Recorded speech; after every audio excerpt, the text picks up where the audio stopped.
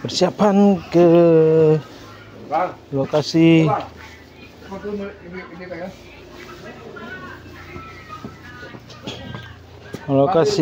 Tuan Tapa. Mana kita nih? Kita melihat lokasi wisata Tuan Tapa di Aceh Selatan. Mantap.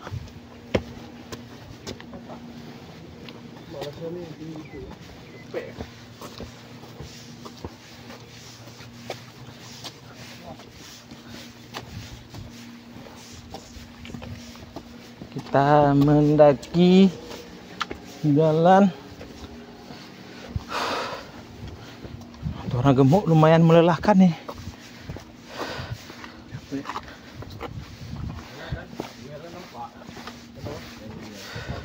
Mon kan pegang ke bawah ni. Tinggal ikut awak ni orang tang bisa sesat je.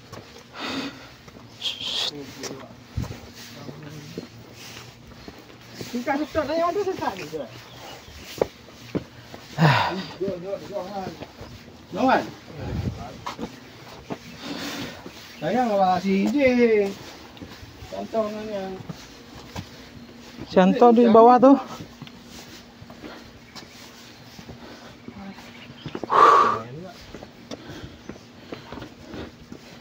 Kita menuruni ke lokasi tahu. Tapi kayaknya tadi tinggi ya.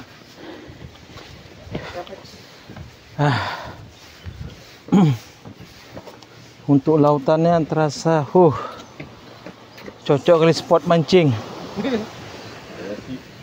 Spot mancing. Ini apa? Mancing ah. Oke. Yuk guide. Kopi. Guide kita. Guide.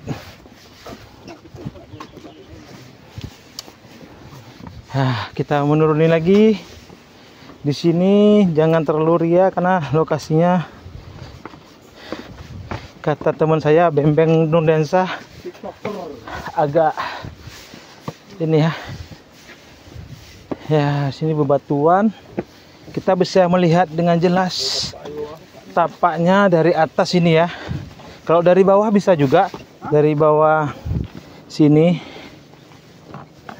nanti ke sini. Tapi lebih jelas tapaknya dari atas. Mantap. Kapan kemari? Sama siapa bang? Sama kakak? Sendiri aja touring. Aduh.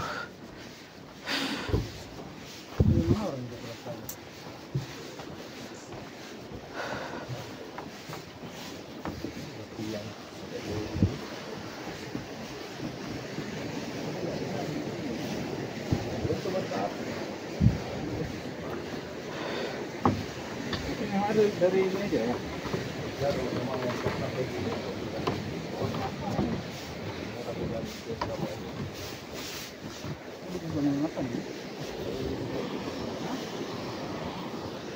Ini bekas pernah ada ini ya.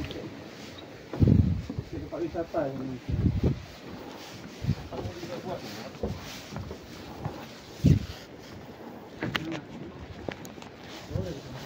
Ya, ini dia. Sudah sampai di lokasi Walaupun apa ini kan nampak kayak apa namanya tapak yang disebut dengan tapak Tuan. Inilah dia simbolnya tapak Tuan. Ya.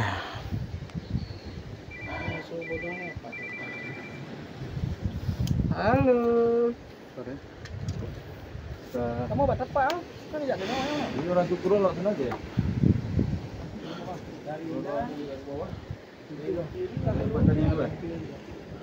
Tapi kalau turun dari bawah kayaknya batu-batu agak terjal untuk mengasih ke tapak. Oke, cukup sekian videonya. Kita sambung lagi. Assalamualaikum warahmatullahi wabarakatuh.